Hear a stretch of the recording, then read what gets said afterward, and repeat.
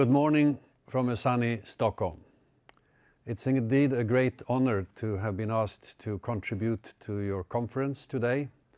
I'm sorry I cannot be in Kiev, but other obligations prevented me from traveling right now. Your country has gone through and is going through major problems recently. The war with Russia and a very poor economic development over many years have led to decreasing standard of living for a great number of people. Millions of Ukrainians have left your country. I'm of course not an expert on the details about your economy and about how to move towards a better future. In agreement with Viktor Halushek and the Ukrainian Association of the Club of Rome, which by the way does a remarkable job, we have agreed that I would focus attention on some major concerns that I have on economic development and growth. And most of the content of what I'm going to bring to the fore is derived from a new book that I have recently published, Come On, together with Professor Ernst von Weizsäcker from Germany. Ernst and I are co-presidents of the Club of Rome, and we have written this book in the context of the 50th anniversary of the club. And our aim is to challenge conventional wisdom, and we are making a very strong plea to rethink the way society is organized and the way the economy works.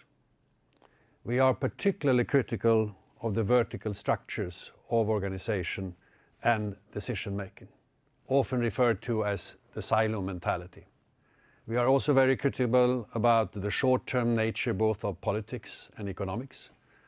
We are critical about the linear production flows or linear production system that dominates our economies.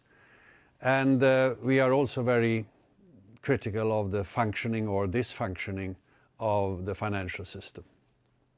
Our book is written against the background of very rapidly growing demand for all kinds of resources and energy over the last 100 years. And this has led to a serious degradation of the environment. It has led to overuse of many vital ecosystems and to the increasing destabilization of the climate system. Parallel to that, we also experience a lot of social challenges, like widening inequalities, unemployment, and social exclusion, which show that the economic model that we have most over the world, dominating most over the world, is not performing the way most people would like it to perform. A new element in the equation is the rapid development of the digital economy and its consequences. I think that most people still look upon the world around them as the industrial society, but increasingly the digital world emerges and changes the logic of almost everything. The advent of a series of disruptive technologies is fascinating and opens up a number of opportunities. But at the same time, it does entail a lot of risks. Risks in terms of threats to privacy and indeed democracy, jobs disappearing, a more skewed income distribution, security threats or risks, and so on and so forth. The conflict between the economy on the one hand and the natural world has been a topic for discussion since decades. I think it started with Silent Spring in 1963, then came the Limits to Growth report, then the Brundtland report in 1987, and recently we can refer to a number of scientific reports and new concepts like the ecological footprint and the planetary boundaries. The common concern has all the time been the increasingly fragile relationship between growing economies and populations on the one hand and Mother Nature or the natural world.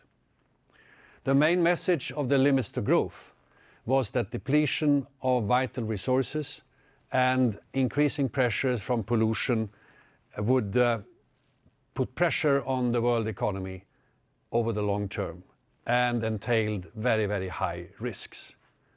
Many people read the report as if the economy would come to a standstill within a few decades. That was never the message.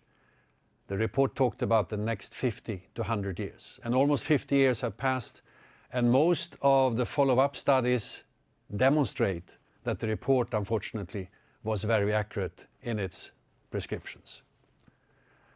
The focus of the report, moreover, was primarily on the physical impact of growth, the ecological footprint, not about growth itself.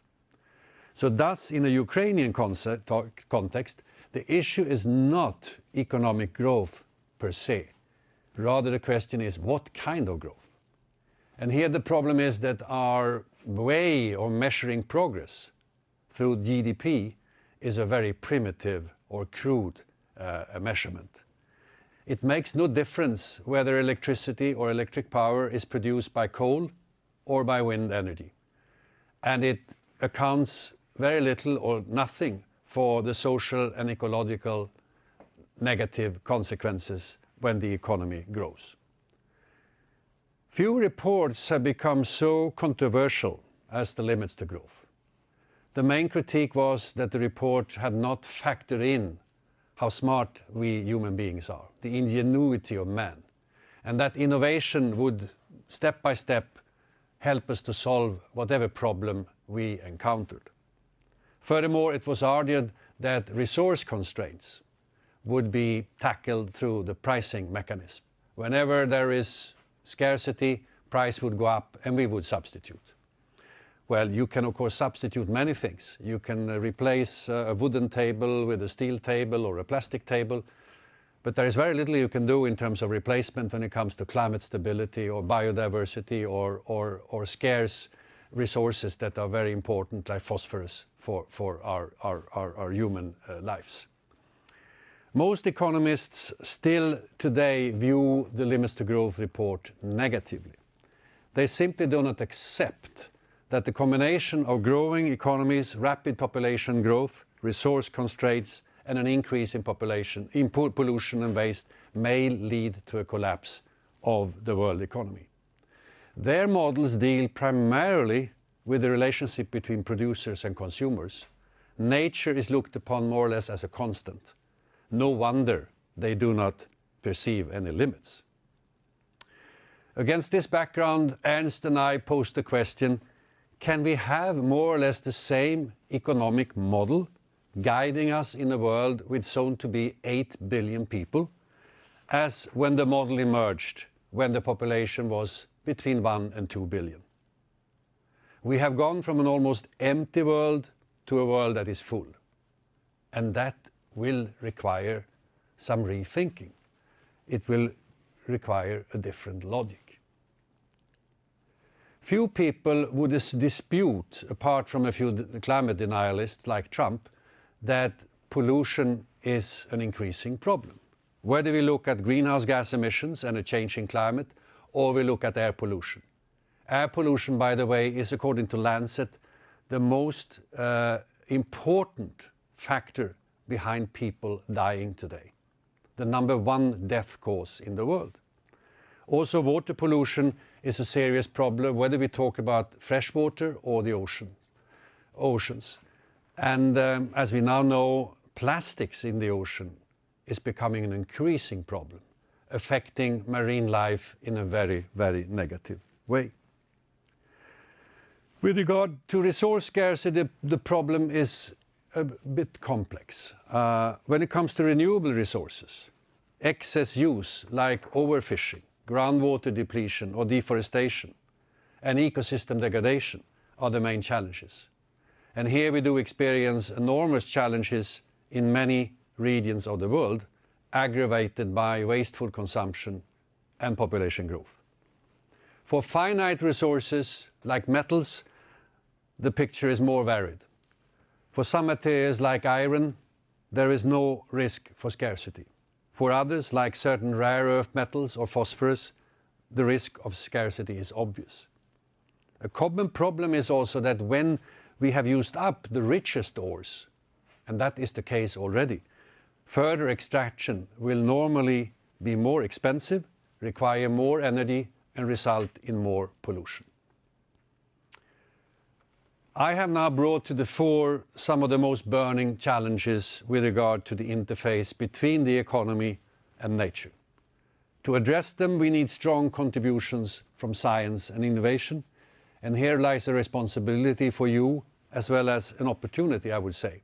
As young scientists, the future is very much in your hands. Sometimes it may feel almost impossible to overcome these challenges. Where do we start? In our book, Come On, we state that our economic growth paradigm must be overhauled.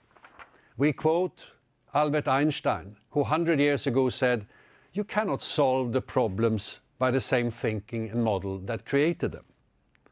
And we very much agree. And we are making a quest for somewhat of a new enlightenment for the full world. The principle of balance stands at the core of our proposal. We need a much better balance between man and nature, between the short term and the long term, between market forces and the rule-setting state, between private consumption and public goods, between justice and rewards for excellence, between speed and stability. This being said, to agree on a new societal model based on systems thinking and new economic principles will take time to develop. We are in a hurry. There are many things we can do within the present system, however. What is needed is a combination of political will and responsibility assumed both by citizens and the private sector. The role of the state is crucial. Markets alone will not solve the problems. Markets are good at many things, but not to deal with these long-term disturbances between man and nature. We need clever policy frameworks, a combination of regulation and economic instruments. And if I were to give advice to Ukraine in terms of its path of development, I would emphasize the following. Firstly, initiate a broad discussion about the goals of society and how to monitor welfare and well-being. At the core of this will, of course, be a value-based discussion. Move beyond GDP by complementing national accounting with real welfare indicators. The consequences ought to be to stop having growth of GDP as the only policy objective. Focus attention on real welfare objectives instead. Thirdly, rethink science and education with the purpose of helping people, all people, to understand how things are interconnected. Specialization is very important, of course, but to understand the whole, how things are interconnected, is also very important. Of special importance to me will be to broaden the education of economists. Fourthly, introduce policy measures to ensure the full accounting of natural capital and ecosystem services in all economic decisions. This is a new field of inquiry, and I hope that some of you, young scientists, will embark on that interesting and challenging path. Fifthly, abolish environmentally harmful subsidies and provide stable investment conditions for renewable energy.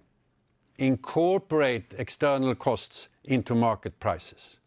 This is an old demand, but nevertheless extremely important. Most important, we have to continue to work together for a global price on carbon. Sixthly, take climate change seriously. To move towards almost zero emissions, which will be needed in the future, we must transform all major sectors of society. Energy systems may seem as the most important, but almost as important is the whole area of material use. Concrete, steel, aluminium, plastics, and I may add textiles, account for more than 25% of carbon emissions today. And the demand for new infrastructure is increasing as we speak.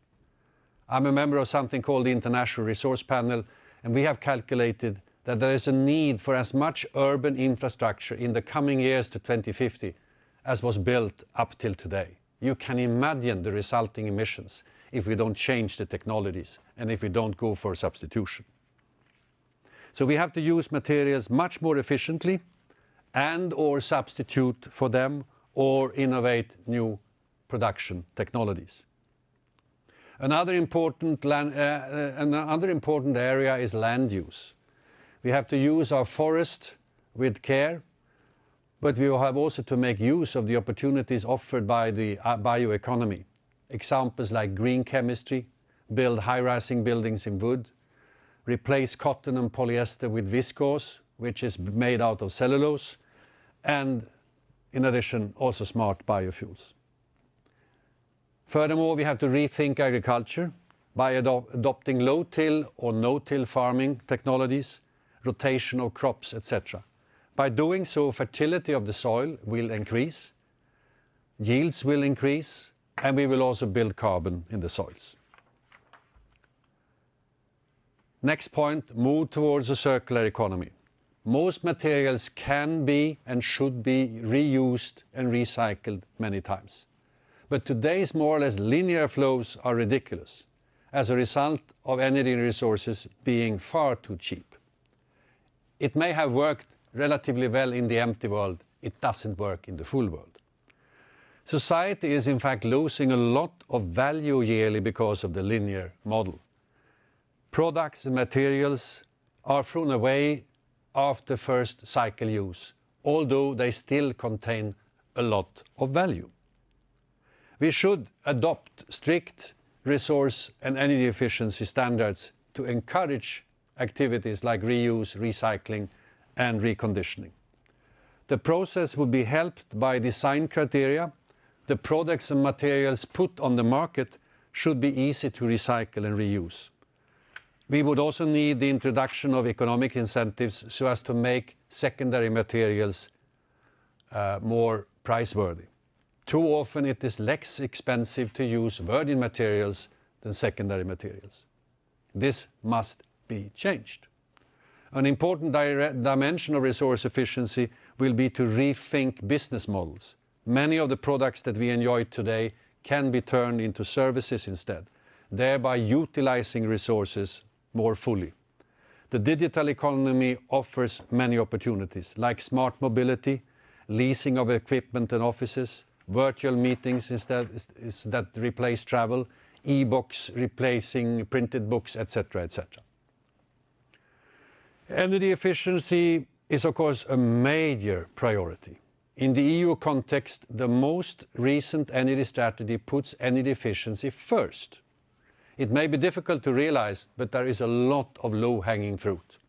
Energy efficiency means lower costs, less pollution, better health, and enhanced energy security. Here, I believe the Ukraine can benefit from many good experiences in EU member states, and not to speak of Japan, which has been in the forefront for decades. Finally, reform of the financial system. In our opinion, the financial system is too short-sighted and too little concerned about sustainability. We need reforms to rein in excessive speculation and to move risk capital in support of long-term sustainable investments. So this, ladies and gentlemen, was my input. I can only wish you a fruitful discussion on the important topic of a better future for Ukraine. Thank you very much.